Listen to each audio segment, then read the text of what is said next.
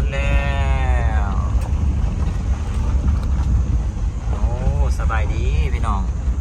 ศาลาอุทยานปู่ผ้าสุก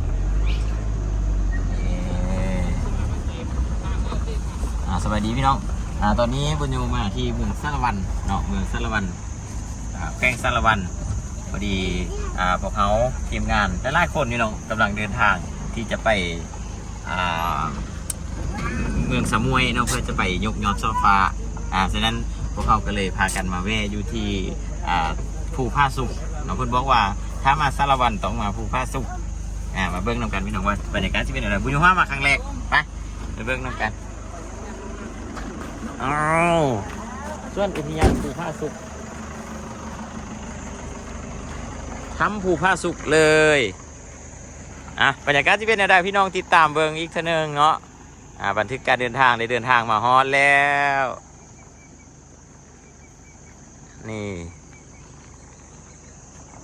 โอ้ทางลงถ้ำทางนี้เนาะ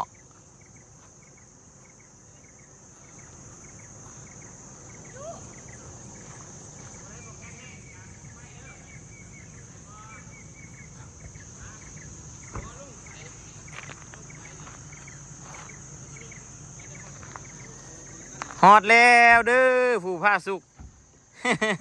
เอาถ่ายโฮมให้มันอยู่แป๊บนึงเดียจับตัวนี้เลยแป๊บนึงซื้อแป๊บเดี๋ยวนี้เขาถ่ายวิดีโออยู่เนาะเรากดแต่ตัวนี้อย่างเดียวกันเลยไม่ต้องกดตัวนั้นเช่นวิดีโอมันจะหยุดมาพี่อันนี้เลยพี่น้องมาไปเจาะตัวเพิ่งเลยเจาะมาหักได้เองโตหลายๆบ่เจาะเท่านึงกระไดเท่านึงหมุนรอบ24 องศาเลย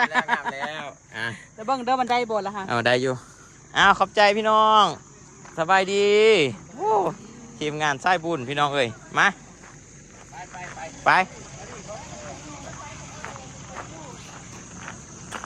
ผู้ใดสิอยู่ผู้ใดสิไป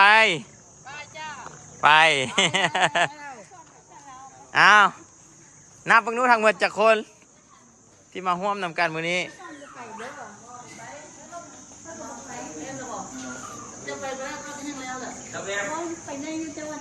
บุญโยโอ้มีลิงเด้ข้างบ่ฮะตัวเห็ดยังเนี่ยเงียว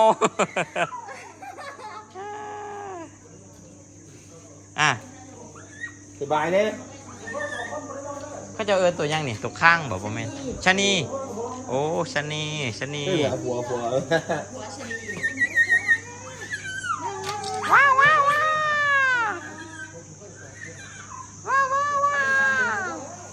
เอาลองกัดกัดไหมระวังไม่รู้ ไม่รู้ว่ามันจะกัดหรือเปล่าระวังได้เจอตัวไฮกันว่าได้เนาะพี่น้องอันนี้เป็นแผนที่โดยทั่วไปความยาวทำผ้าสุก 4,630 เมตรปัดโท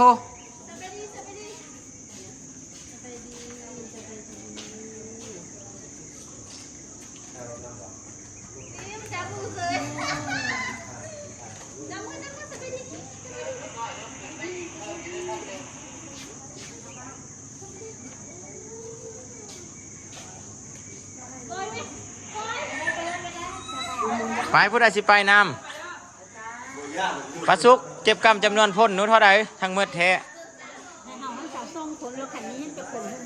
บ่อายรถอายมานำกันจากคนแป๊ดบ่รถข้าเจ้านั่นใด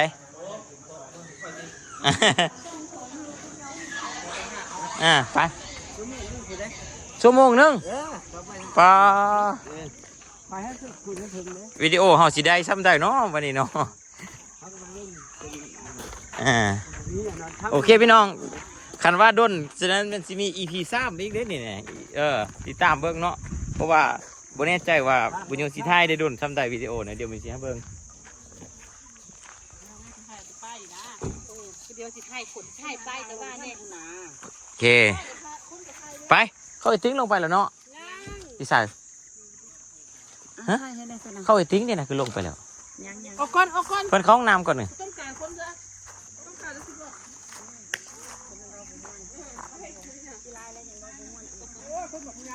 ไปถ้าลงไปพร้อมกันพี่น้องหลังจากที่พวกเราเกี่ยมพร้อมแล้วก็ปุญญได้มาเห็นประวัติเนาะหลักเกี่ยวกับข้อมูลเกี่ยวกับถ้ำเนาะข้อมูลเกี่ยวกับถ้ำพระสุขกับปุญญก็ได้อ่านแล้วเดี๋ยวปุญญจะเบาสู่ฟังพี่น้องเพียงเนาะบ้านถ้ำตั้งอยู่บ้านปากโป่งเมืองปากโป่งคำทองเนาะน่าจะเป็นช่องบ้านพี่น้องปากโป่งคำทองอยู่ในเมืองและแขวงสารวันห่างจากเทศบาลเมืองอยู่29 กิโลเมตรถ้ำจะมีความลึกอยู่อยู่เห็นอยู่ใส่เนาะ2,000 กว่าเนาะ2,000 กว่าโอเคเบื้องน้องทายหกให้เอ่ยกับไอ้ให้กับลุงอยู่ทางนี้นั่นเอง1 2 3โอเคงามไปทีนี้เราสิได้ย่างลงไป ถึงมาหนึ่งตั้งกองไม่นี่ติ้ง เอาอีกพันหนึ่งก่อนเด้อเอาทางลงนี้แหละเนาะทางลงที่จริงถ้าใดทางซ่องจริงหัวลงไปใส่ เด้อ1 2งามไล่ไปในการลงไปนี้พวกเขาลงไปไล่คนเตือพี่น้องเนาะแต่ว่าเขาจะย่างลงไปก้อนแล้วและจะมีทีมงานที่เป็นผู้นำเที่ยวเนาะเป็นไกด์ที่เพิ่นนำเที่ยวเมื่อกี้ก็ย่างมาพร้อมกันแล้วพอดีพวกเขามาแวะอ่านท่านเพิ่นก็ย่างไปก่อนโอเคเอามือไปจี้นะแล้วมาเช็ดหน้าตัวเองตีบันไปเอามือไปลูบผ้า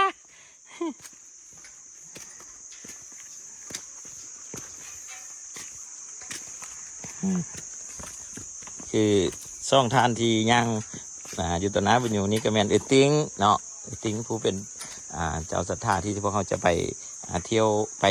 ทำบุญนั่นแหละร่วมทำบุญนั่นแหละแล้วก็มีลุงกองจันลุงกองจันซึ่งเป็นไอของติ้งเนาะโอเคโอ้งามเริ่มเห็นความงามแล้วพี่น้องมาหอนนี้นะโอ้ใช่นี่บอกมักเต้านะว้าเขายังบ่เคยเห็นจักเทื่อ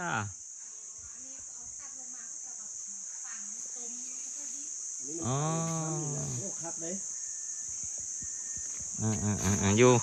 อยู่บ้านยังก็ที่ลืมซื้อแล้ว บ้านทงยังกับเป็นคำทองโอเคพี่น้องลงมาเด้อลงมาเบิ่งท้ำนำกันเดี๋ยวข้อมูลกระดังที่บุญยูแจงครับพี่น้องเลยเนาะผู้ใดที่เข้ามาเบิ่งโอ้มีไฟฟ้าเขาเทิง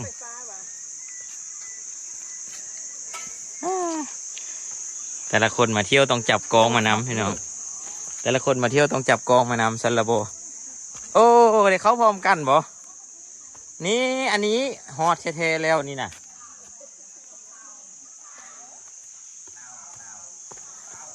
นี่เจอไก่เพิ่นนำเที่ยวเพิ่นจิพาเขา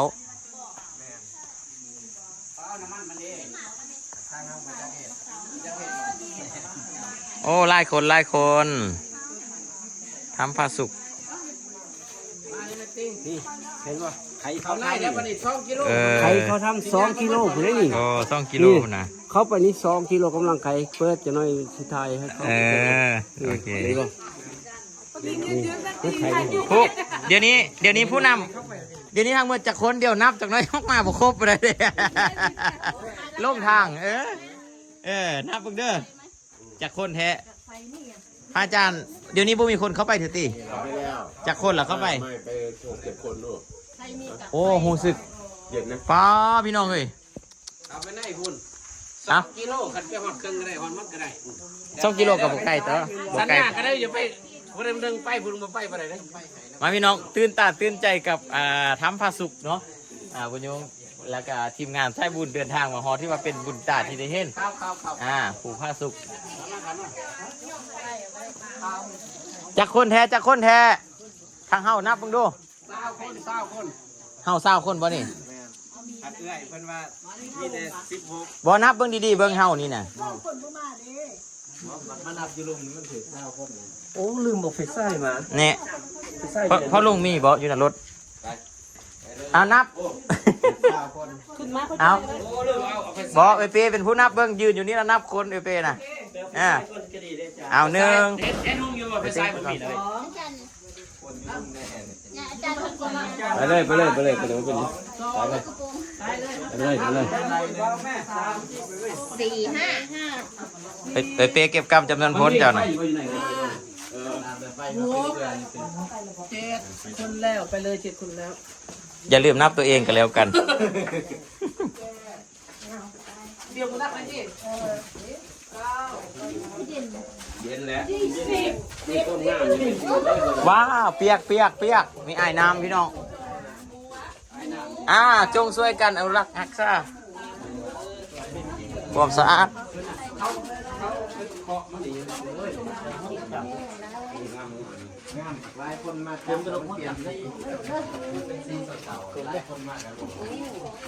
ทางลงทำโอ้มืดมืดเขาด้านทำอิฐ เอาเลยที่งานไทยอยู่ที่งามนี่ อ๋อโอ้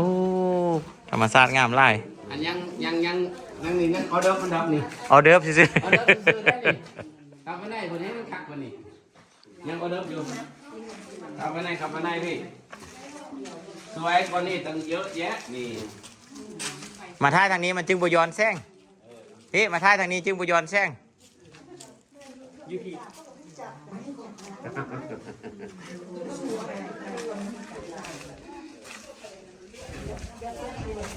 ไปพี่น้อง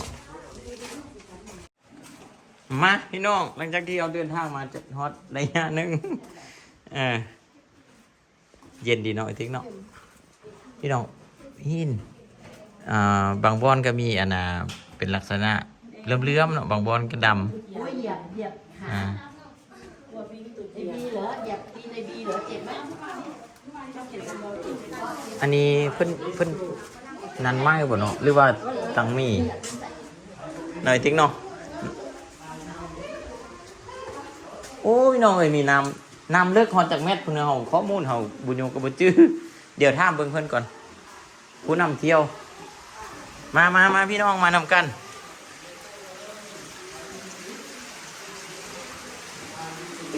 ติ้งอันค่าข้าวส้มผู้หนึงเท่าใดก็15,000ต่อ1คนพี่น้องอ๋อไป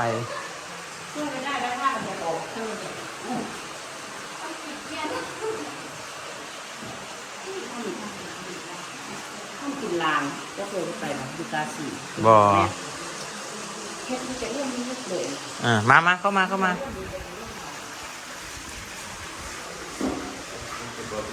เจ้าเดี๋ยวฮะเจ้าย่างซาๆนิดนึง หลายคน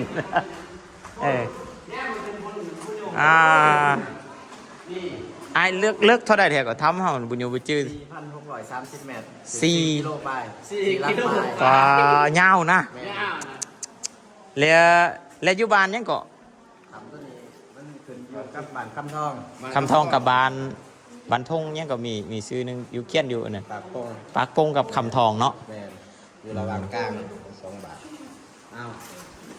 4 กิโลเมตรเนี่ยครับสีย่างหอดจักกิโลเบาๆอันเด้อ4 กิโลเมตรเอาจักกิโล4 กิโลเมตรนะ 4,400 กิโลเมตรประมาณ440เลย มัน400นะ4 มาเลยพี่น้องมาเลยเนาะ เอาวันนี้มาเลยดีสวยนี่คนมาเลย โอ้ my god ว่าคณะมีสัญญาณเนาะอยู่พี่เนาะ แมน คักโอ้ไล่คนมาเที่ยวได้ไอ้ แมน แต่ว่าสัญญาณบ่มีเนาะ แมนเป็น4-5วิธีมาต่างรัฐเตาสถานี เออ เพราะว่าคู่มันกัดมันเลยว่าเห็น มีแต่ขันห้าเป็นไปได้เนาะอันนี้ขันบุญโยนคิดแนวคิดบุญโยนนี่มีแต่อันนี้เว้าเนาะเขาเว้าลมกันซื่อๆแต่ว่ามันนั้นนะดึง Wi-Fi เข้ามาเลย แมน ดึง Wi-Fi ย้ายไปเลยแล้วก็จะมาเที่ยวไลฟ์สดให้คนเห็นนี่ จุดนี้ดอกไม้ขาดทั้งเลยว่าเห็น อ๋อ ดอกสปอตไลท์ขาด โอ้ ตัวนั้น งามพี่น้องค ตัวน ไล่ๆนะมันคนบูฮานตากนางเสือ โอ้ ไล่คือนางเสือ อืม โอ้ คนบูฮานตากนางเสือ โอ้เพิ่นเล่ากันเดี๋ยวนั้นบ่ แมน ว้าความงามพี่น้องเอ้ยโอ้เป็นบุญตาที่บันทึกการเดินทางได้มีโอกาสได้พาพี่น้องมาเที่ยว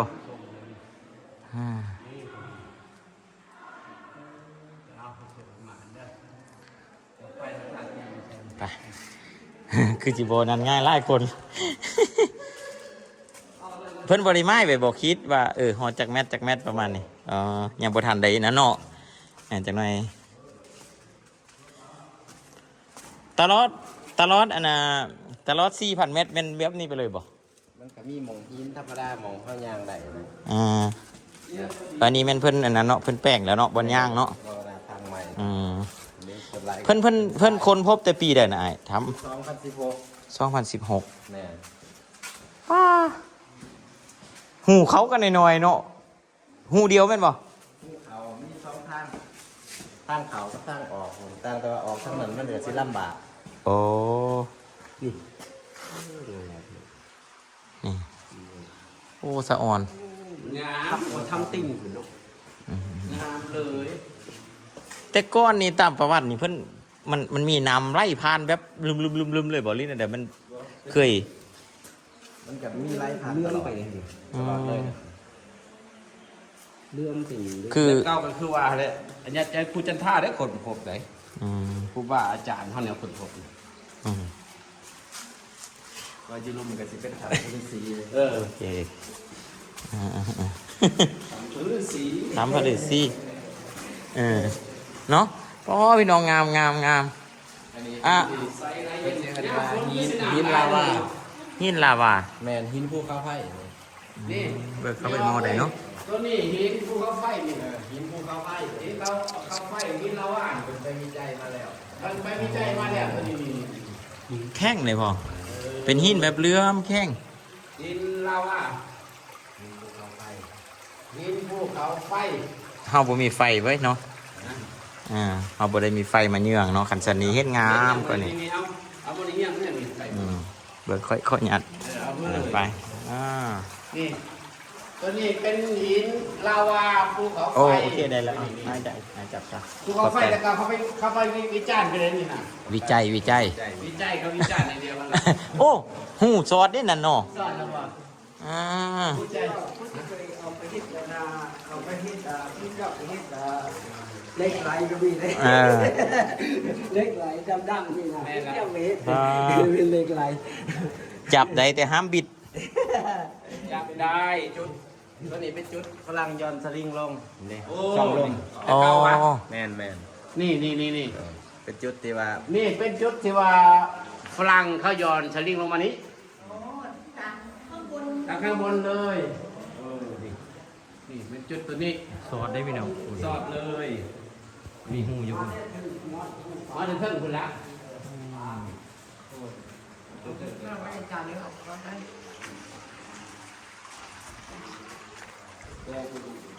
ไปเลย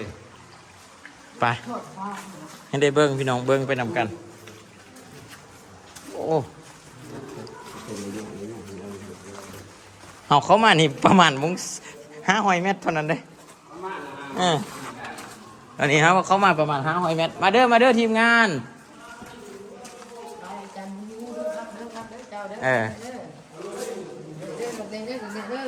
โอ้พี่ตัวนี้วันนี้โบแมนอันนี้ย้อยลงมาเลยเป็นอันน่ะเป็นก้อนเลยโอ้พี่น้องเบิ่งไหมเลื่อมพอหยาดสัมผัส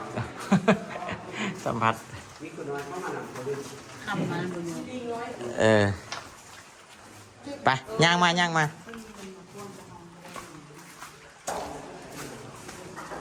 เบิ่งเด้อมันอยู่ข้อหยาดไปมาเด้อทีมงานเฮาเด้อย่างมาพี่จะได้ข้อมูลพี่น้องนี่ย่างไวๆจะได้ข้อมูลนำผู้นำเที่ยว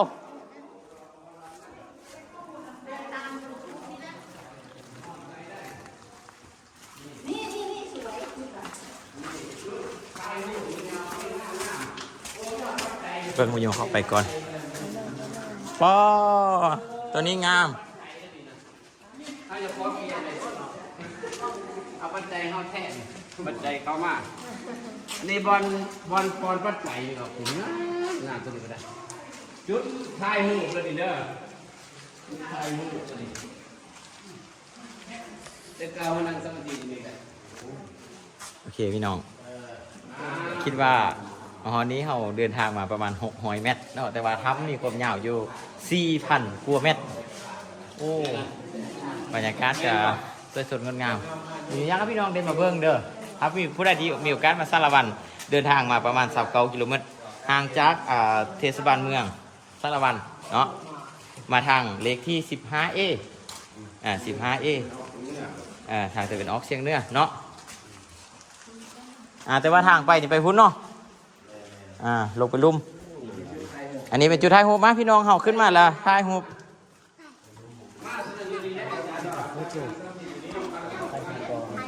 มาท้ายหูปทำการอยู่นี้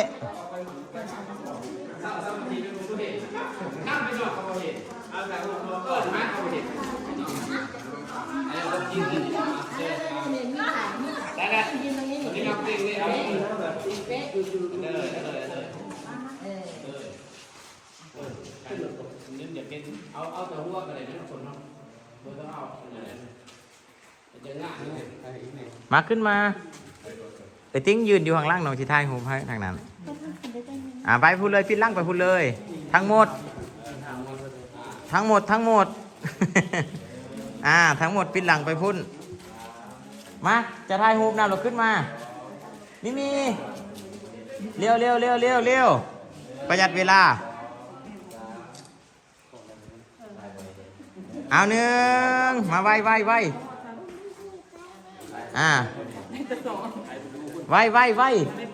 เอาหนึ่งเริ่มละลายปันนี้เลยมากองนี้กองนั้นคุณบอกมาที่ก้อนหนึ่งอาจารย์เข้าไปไหนไหมขน้อยบัวใดกระย่าแหละบัวใดขน้อยกระย่าเลยเอา1 2ยิ้มงามลายนี่สุดยอดไปเลย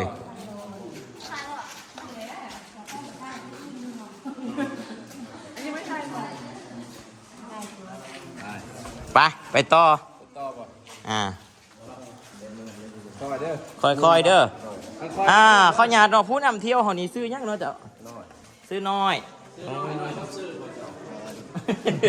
กันใหญ่กับสีใหญ่คนนี้นะวัดใหญ่แล้วโอ้ระวังมือเด้อระวังลื่นไอ้น้ำลึกนี่ลึกประมาณจากเมตรบนลึกสุดกับถ่วมหัวโอ้ถ่วมหัวบ่โอ้พี่น้องนำไส้ละเย็นอยู่ไหนทำผ้าสุก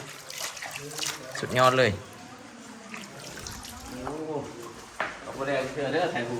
บ่แล้วไปเดินทางต่อพี่น้องไปเบิ้งบนความงามต่อว่าจากไหนมายืนจุดนี้ละสิเห็นไดโนเสาร์ว้าวเบิ้งไปทางใดล่ะหันหลังโอ้เดจานใช่ไดโนเสาร์โอ้ไดโนเสาร์หันหลังยังมีอยู่ในถังเขามีไดโนเสาร์ได้ดูเนาะพาชิมาเบิ่งไดโนเสาร์โยม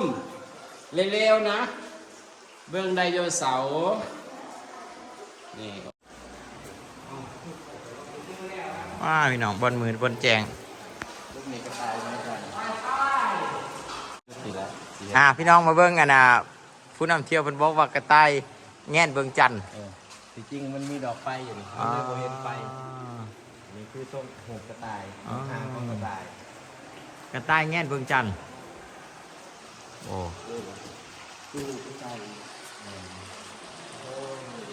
ระวังมือเด้อกวงบนนี้เนาะไอ้ทำกวงสุดอยู่ห่างใดอยู่บนต้อเพื่อกวงอีบ่กวงสุดมันมีลายบอลกวงลายบอลกวงเนาะเป็นของโทง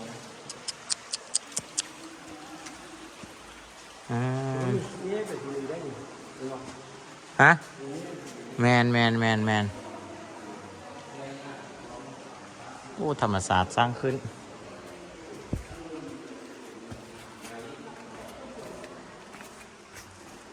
เขาก่อนหอดก่อนเห็นไหม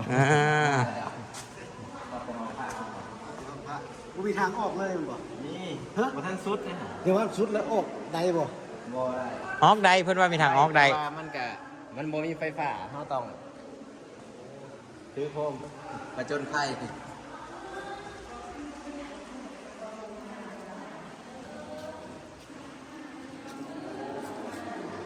อันนี้ประมาณ800 เมตรแล้วเนาะหมอนี่เนาะบ่อันความเลิกจากปักทำมานี่หอดหรือบ่ฮะ500-600บนนี้น่ะ แม่น อ๋อพี่น้องคณะบุญโยคิดว่าประมาณ600 เมตร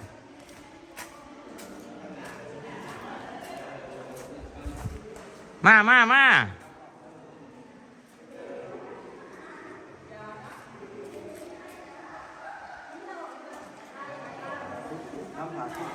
ม่น แต่ก่อนเคยหูจักกับบุญโยบอกเคยเห็นบ่บุญโยไปนี้ที่ได้โพสต์หูเรื่องราวของอันน่ะเคยเห็นอยู่บ่เคยเห็นอยู่เนาะ ในติ๊กต็อกเห็นอยู่ แต่ต่างแต่มาอยู่นี่มันบ่มีเน็ตก็เลยบ่ได้จับโทรศัพท์ โอ้อยู่บอนเฮาอยู่หันบ่มีเลยเนาะ แม่นมีแต่สัญญาณโทร พี่น้องเขามานี้500 เมตรอย่าง กำลังในหา 500-600เล่าพวกหรอกคันว่าหอดของพระมันเป็น700 เมตร นี่พ่อตัวนี้ แต่ว่ากับบ่มีหยังย้อยลงมาแต่หักเป็นเองเนาะตัวนี้เนาะเห็นบ่อยู่ทางเทิงกับบ่มีหยังย้อยนั่นล่ะแต่หักเป็นแบบนี้ ยานว่าอยู่อาจารย์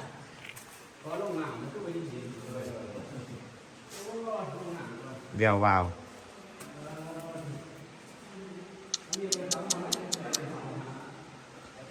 ข้อญาติพี่น้องบุญโยมาสัมผัสระยะ พ่อเป็นไงแต่ว่าต่อไปกันถ้าคนมาเที่ยวไล่นี่อันน่ะเอาบ่ผู้นั้นเด้ผู้นี้เด้จักจับจักบ่ายนะ มันเป็นจับจริงๆมัน มันก็ธรรมดาธรรมดา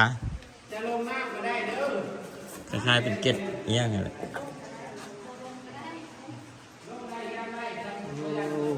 บ่แม่นนะทำเป็นแบบธรรมชาติเลย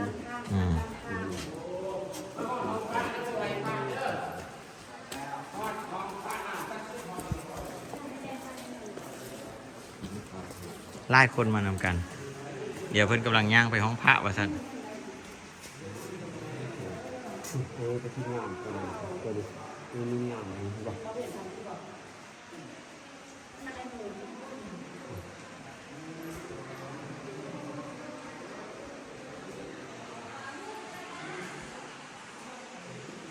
แจงดีได้เนาะมาเด้อ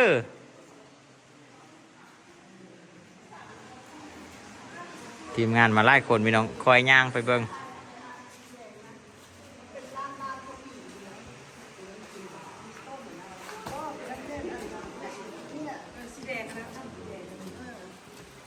ว่าตัวนั้นตัวนึงตัวนั้นน่ะนั่นล่ะตัวนี้มันอยู่แบบกินเนี่ยตัวนั้นเอาเลย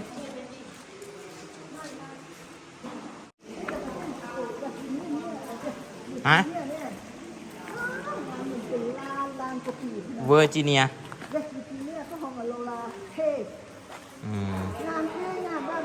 เขา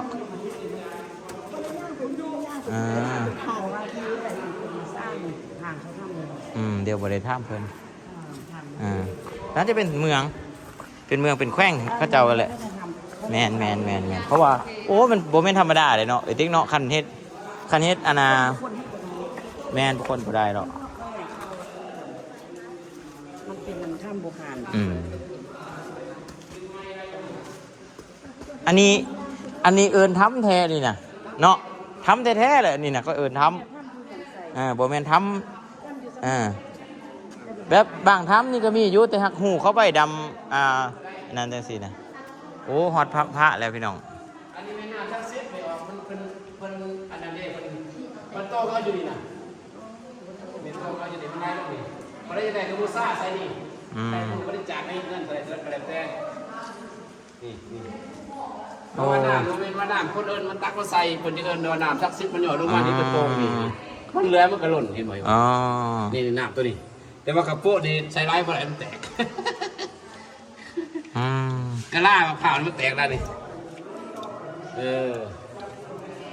ตัวนี้เป็นเป็นบ่อน้ำศักดิ์สิทธิ์ บ่อน้ำศักดิ์สิทธิ์หน่อยจัก ค่อยๆได้ค่อยๆได้ยันๆเอาเลยคือตรงเข้ากับพี่เดี๋ยวคอน่ะฉันเพิ่นสิเอานะครับคอน้ำเพิ่นได้นี่นะคอน้ำเพิ่นเนาะคอตุ๊กน้ำเพิ่นแล้วเดี๋ยวไปปั้นกันบ่ขออนุญาตเด้อคอน้ำเด้อกระซีมบ่ได้อันนั้นดอกคอน้ำซื่อจะเครียดจะแข็งกันได้เด้อเอาคอเด้ออย่างมือเลยเด้อคอเด้อสิ่งศักดิ์สิทธิ์ทั้งหลายในโลกนี้ในคำนี้ผมพาไปดูดาบปลาเปียมาขอให้ญาติโยมเด้อเอาไปกินไปอาบ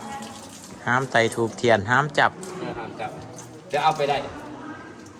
ขอเถอะขอญาติเด้อเด้อเอาไข่บลายบ่มันก็ลอยอยู่ตลอดเลยแล้วเต็มตลอดเนาะได้อยู่ เอาเนาะ กินได้บ่ได้อยู่เนาะ กินกับสิได้บ่ได้เอาไปว่าไว้นะเอาไปแตะใส่มือก็ได้อันนี้ขอให้ไปแตะเอาดีลงเลยโอ้ขอให้เป็นเนาะเอาไปแตะนำกันเด้อกุศล เอาแตะนำกันได้นี่นะเอาอาจารย์พิเศษอย่างนึงขออนุญาตเด้อที่เจ้าฐานเอาไว้แล้วก็เอาแปะใส่เกาใส่หัวอธิษฐานเอาจักใดอันใดก็ว่ากันไปอาจารย์บ่ได้มาห้องนี้จะเชื่อได้ยังไงอธิบายให้ละเอียดบ่ปานใดได้ดี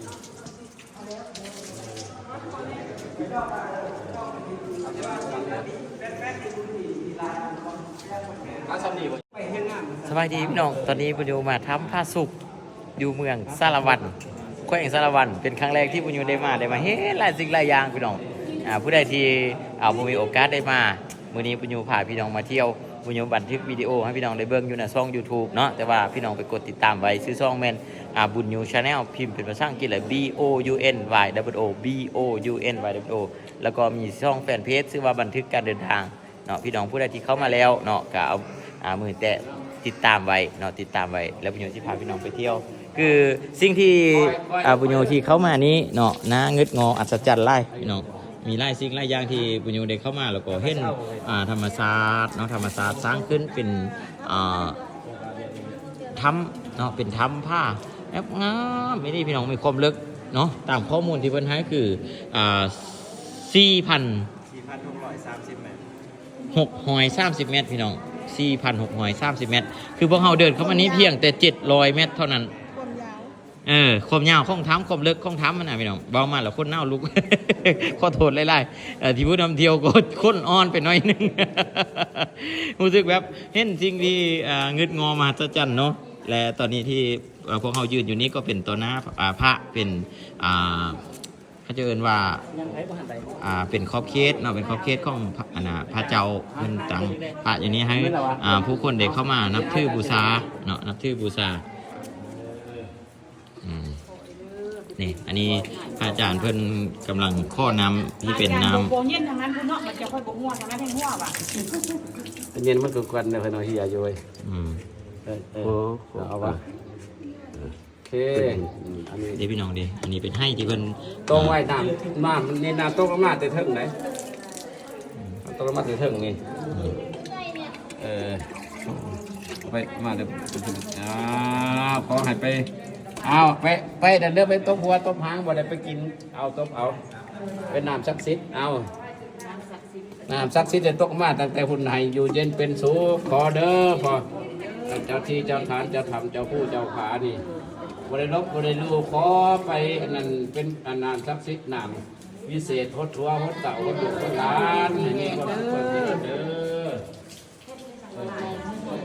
บ่ได้มาลบมาลือบ่ได้มาลบมาลู่ห้ามจับหินย้อยห้ามนำเอาวัตถุอะไรทำออกมาโอเค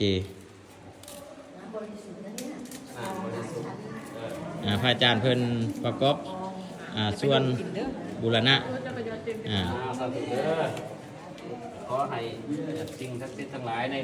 ในธรรมนี้ตัวอภิบาลรักษายังผู้คนที่มาร่วมมื้อนี้ให้มีพระอาจารย์กุศลไปทุกไปสาธุเด้อสาธุน้ำจันนี่มาทุกคนพี่น้องไปกลับเด้อไปกลับเด้อกลับเนาะวันนี้เนาะกลับซะ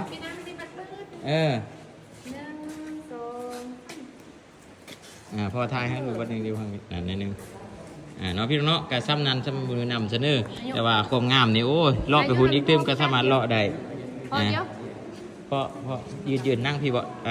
ลงไปลุ่มบ่เอายืนอยู่ซะนะโอเคเอา 1 2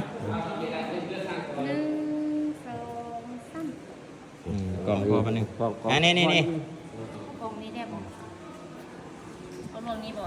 ลงนี่แหละ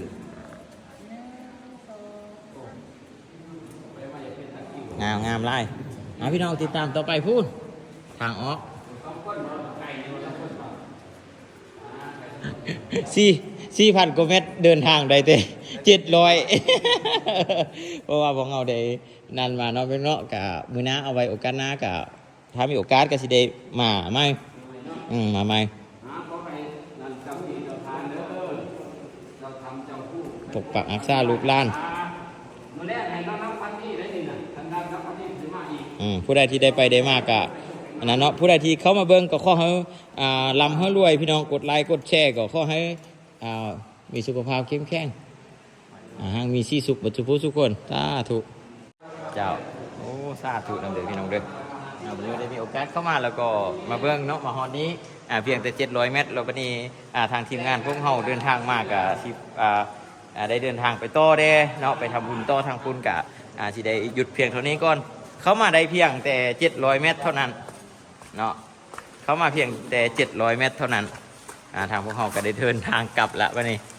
มีบอกวิดีโอนี้มีคนอยู่ไหนบอกไอ้บ่มีแล้วเนาะไปถามมาทางล่างหัวใจกูอ่านเลย ฮะ มาทางล่าง หูจักบุญยูบ่เคยหูจักกับค่อยบ่เคยเฮ็ดบ่ เคยเห็น ยังให้เดินเฟซอยู่เดี๋ยวมื้อนี้ท้าเบิ่งวิดีโอ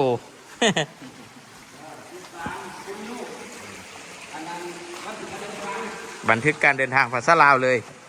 เห็นเลยลูกมีของแต่ว่าบุญอยู่คำบุญวง คุณบ่ เดิน เจ้าซื้อยังเจ้า คือแดน แทน แดน อ๋ออยู่บ้านนี้บ่ บ่อยู่โรงงาน อยู่โรงงาน อยู่โรงงานมาได้โรงงาน เรือ นู่นเดืออ๋อ มาให้เรียกที่นี่ป่ะมันซองมา บท2อ่ายกับน้องเลยนี่ โอ้ไอ้น้องกันบ่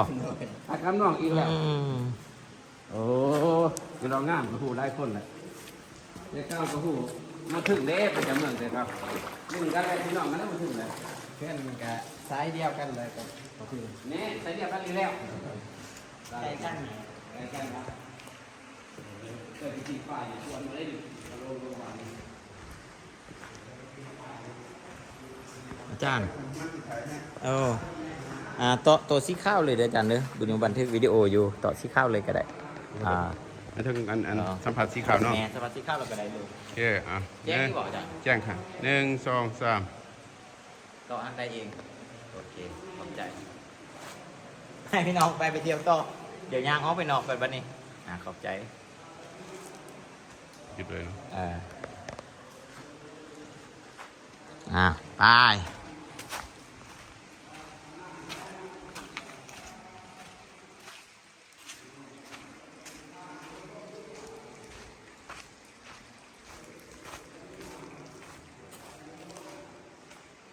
อีเซตตอนนี้เนาะ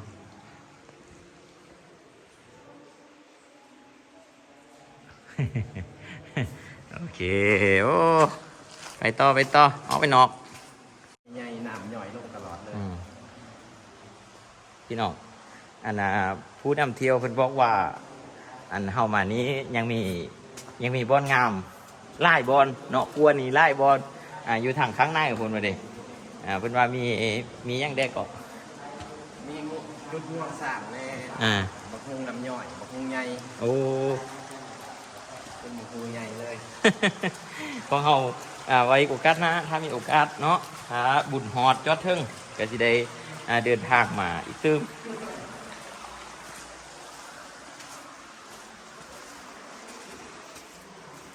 เลขยังวะน่ะ00อาจารย์เราว่าเล็กแล้วถ่วงเล็กยังวะ ตานุเข้า ตามข่าวแม่ อืม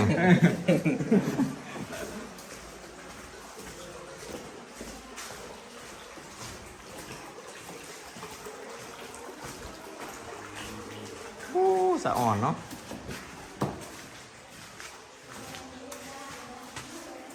อะไรนี่ก็แม่นหมดนะใกล้ เพราะว่าที่มีแขกว่าไฟมืดหลายมันทะเลก็เลยอยากเข้ามาเบิ่งว่ามืดขนาดใด แม่น นึก บ่ ว่าดับเลยสิหนอ บ้าเป็นบางจุด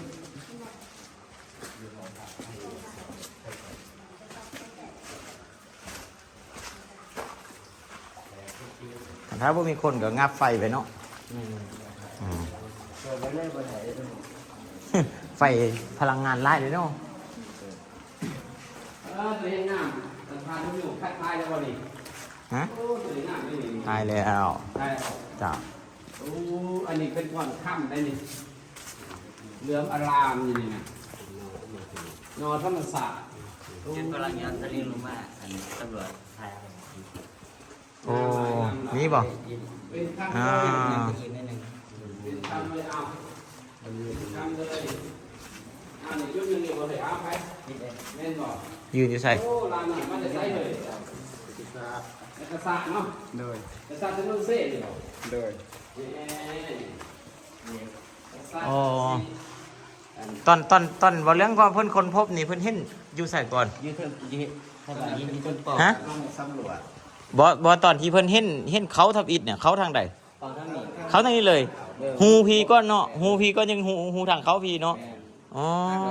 ในเจาะทางเขาลงมา แล้วตามที่แล้วตามที่เพิ่นมีประวัติว่ามีคนค้นพบนี่เพิ่นมายัง เขาสิว่าสัมปทานเอาผู้เลยนี่แหละเขาสิว่าสัมปทานระเบิดเอาหินระเบิดเอาหินเดี๋ยวลงสำรวจก่อน อ่า ก่อนในบริเวณเนี่ยมันมีทำลายมี เดี๋ยวลง สิบ สำรว สา จ มท อ๋อ สำรวจแล้วมันบ่เป็นตาระเบิด อ๋อ กันระเบิดก็เป็นเบิดลาวครับ อ๋อคือว่าสูงเนาะผู้ตัวนี้เนาะคือว่าหลังจากมาสำรวจเราก็เลยเห็นหูเขาแล้วเขามาเบิ่งเราเลยเป็นถ้ำอยู่นี้ย่างไปย่างมาเรามีหูออกพุ่นเลย หรือว่าหูระเบิดไหม ระเบิดใหม่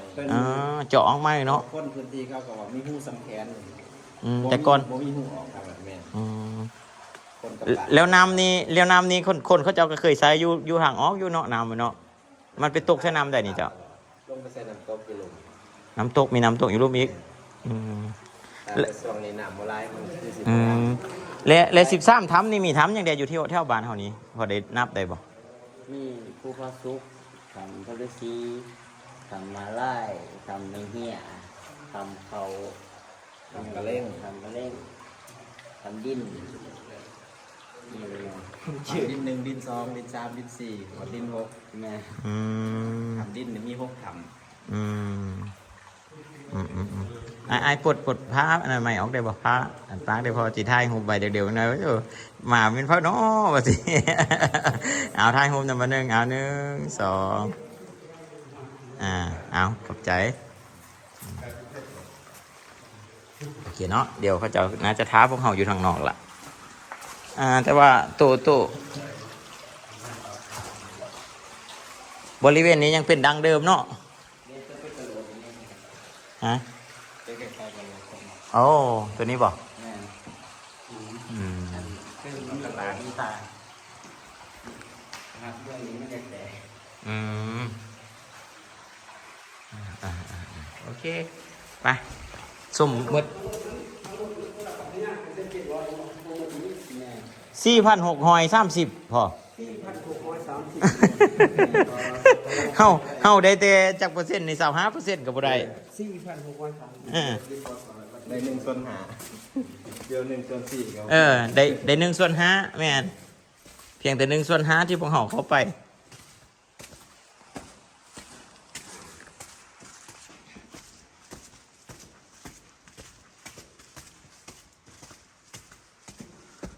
โอ้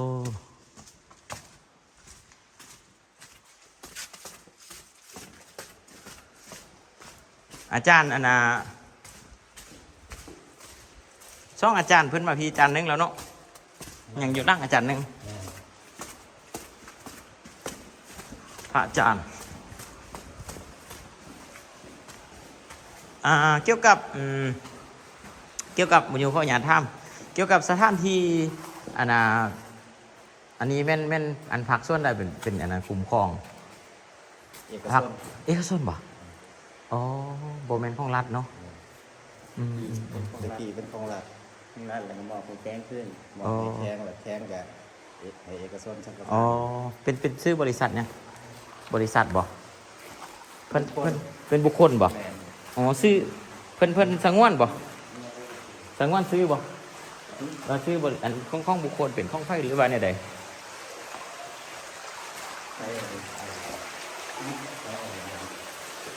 ทางเราเราที่สอบเราทางสนาม ครูบริครู มีทางที่สอบแม่นฮัทสดี นัดคดี แม่น เพิ่นเป็นคนสารวัตรเองบ่ แม่น อ๋อที่ว่าคันแม่นคันสิแม่นเพิ่นนั่นแหละเนาะเป็นผู้อันนั้นเนาะรับผิดชอบทางเบิดเนาะ แม่น โอเคขอบใจเนาะพี่น้องบุญโยกระท่ามก็ให้หู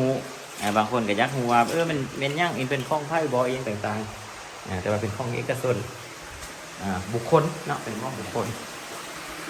ถ้าผมเป็นย่างหูข้อมูลไว้ก็ดีโอ้เมื่อกี้คือบริรอดมานี้ว่ะ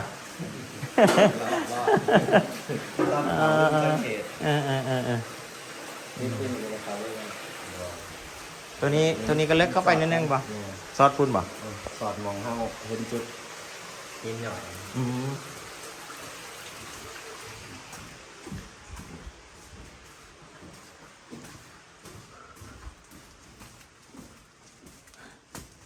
ทางบุญทางล่างประมาณทำเฮาเลย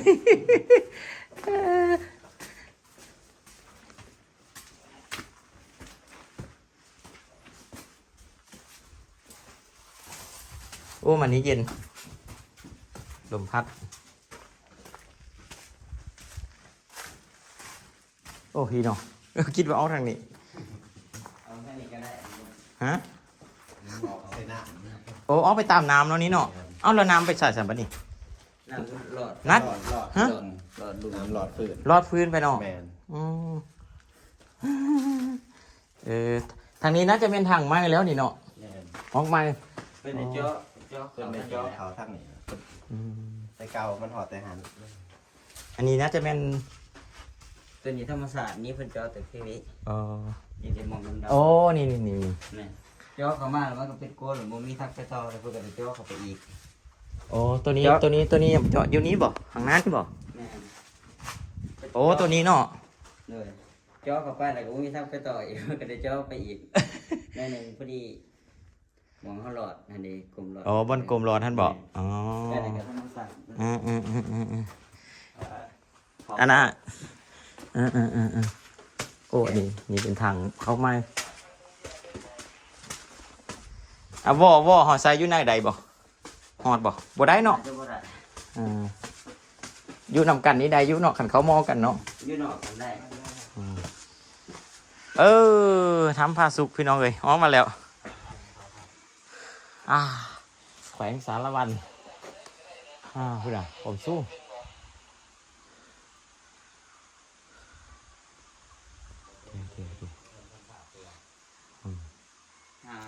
ไปทุ่มบ้าง ไอ้มาอยู่นี่ด้วยเหรอปะ อันได้วัน2-3 เดือน โอ้2-3 เดือน ซอยที่อ้าย มีคน ไอ้เพิ่นอยู่ด้วยเหรอปะแม่นบ่โอ้ยังมีไอ้อีกผู้หนึงอีกอยู่บ่ มาก่อนน่ะ ที่สอบนี่เด้ โอ้ไอ้อันน่ะไอ้ผู้ที่ผู้ว่าหันบ่โอ้ไอ้ฮาดหันบ่ เพิ่นดึงมาเฮ็ดเรียกมันเพิ่น โอเคบ่เป็นหยังมันนะข้อมูลมันนะจะลึกลับกว่านี้เนาะ แม่น เ ตาเลยจะทำบริสี โอ้ถ้าบริซี่ก็เป็น อาจารย์อยู่กับที่โรงเงียงมาแล้วเพิ่นไปจำกินนี่ฮะ โอ้ ก่อนหน้านั้นก็ว่าเพิ่นจะไปกินนี่กะลิกีอยู่ฮะ โอ้เอาคิดว่าทางลงนี่งามเหรอยังอยู่ในงามก็อีก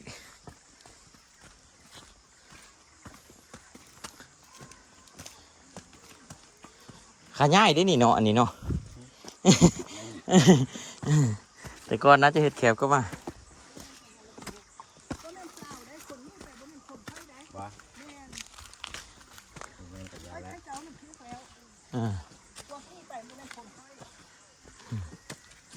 โอเค พี่น้องเอามาหอดแล้ว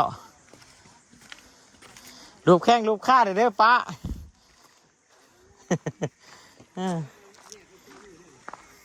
ถ้าเบิ่งน้องค่อยเอาปลาซ่อนปลาสุกฮอตแล้วพี่น้องเพิ่งเอาอีกเช่นนึงผมจะต้องขอบใจมัดทุกคนที่ติดตามมาที่การเดินทางหลังจากที่ทีมงานเราพาเที่ยวเรียบร้อยก็ขึ้นมาฮอตเนาะแล้วก็ข้อมูลต่างๆกับกระดังที่ผมอยู่เลย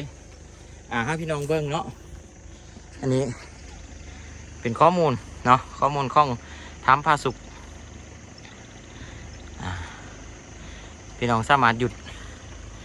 ดแล้วก็อ่านได้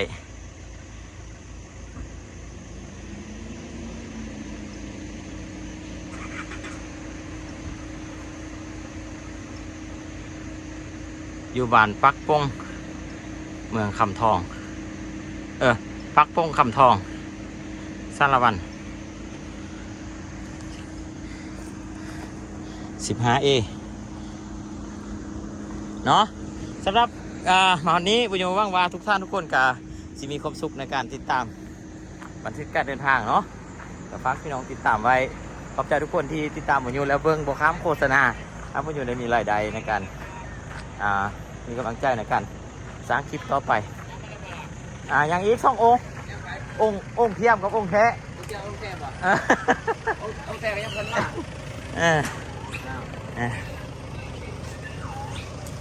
เป็นยังไงพ่อลุงงามบ่ทำงามบ่งามไปขอบใจเลยนะเดี๋ยวเด้อดาวดังมากครับผม